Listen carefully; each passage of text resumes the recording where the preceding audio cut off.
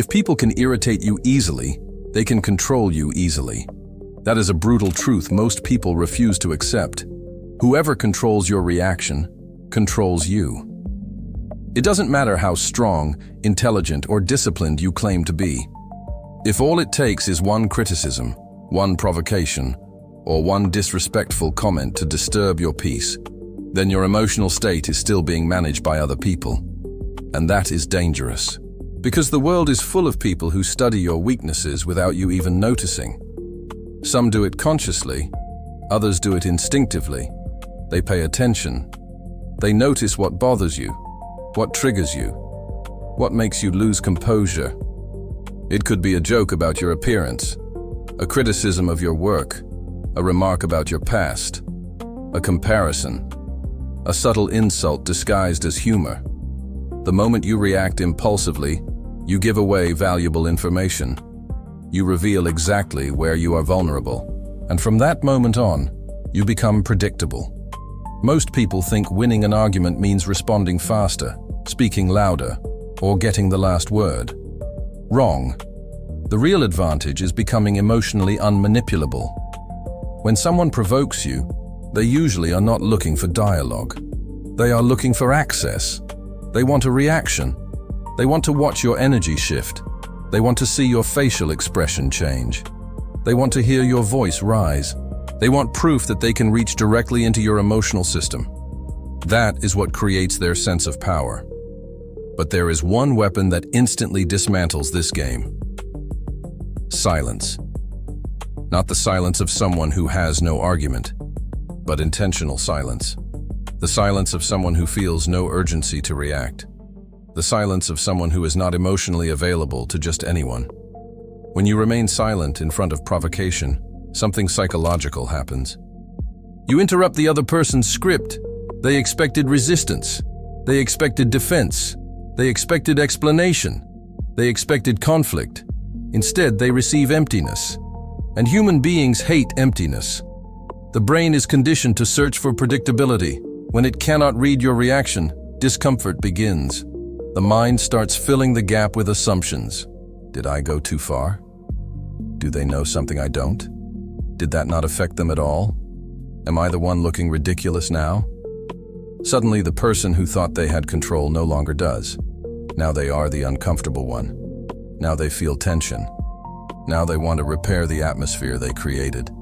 They start over-explaining, talking too much, laughing awkwardly, trying to recover from something you never even engaged with. All because you refused to give them what they wanted. Reaction. Pay attention to how emotionally weak people depend on other people's emotions. They need to disturb you in order to feel relevant. They need proof that they can enter your mind. But when they meet someone internally solid, the game ends immediately. There is no access, no opening, no button to press, and that is intimidating. People who are used to manipulating others feel deeply uncomfortable around those who do not react. Not because you became aggressive, but because you became unreadable, unpredictable, difficult to move.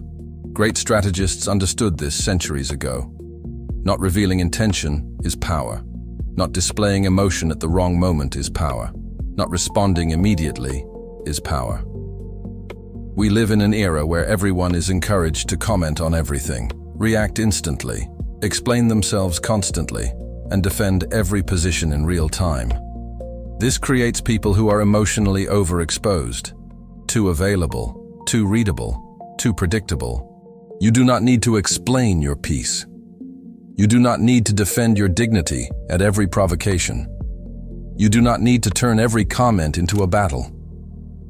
Many times responding is lowering yourself. It is granting importance to something that never deserved access to your mind in the first place.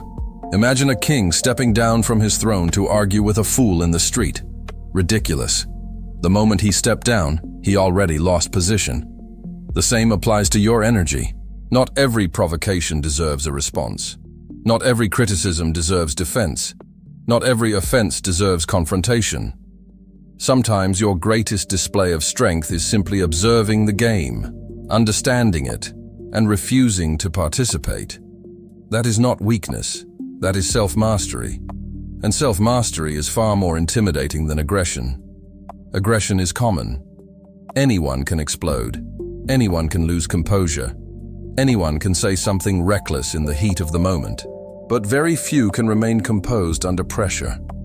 Very few can maintain posture while being tested. Very few can sustain silence without feeling the need to fill the room. That is real power. Not controlling others, controlling yourself. When you master your own reactions, you recover something extremely valuable: freedom. No one else dictates your emotional state. No one else controls your mood. No one else has easy access to your peace. And that changes the way the world perceives you. Because presence is not created by speaking more. It is created by stability. People respect those who radiate internal control, those who do not beg for validation, those who do not over-explain themselves, those who do not collapse at every external stimulus. So remember this: if people can irritate you easily, they can control you easily. But once your mind is no longer emotionally accessible, you become very difficult to manipulate. Sometimes the most powerful response is not a clever sentence, not a perfect comeback, not revenge. It is absence. It is composure.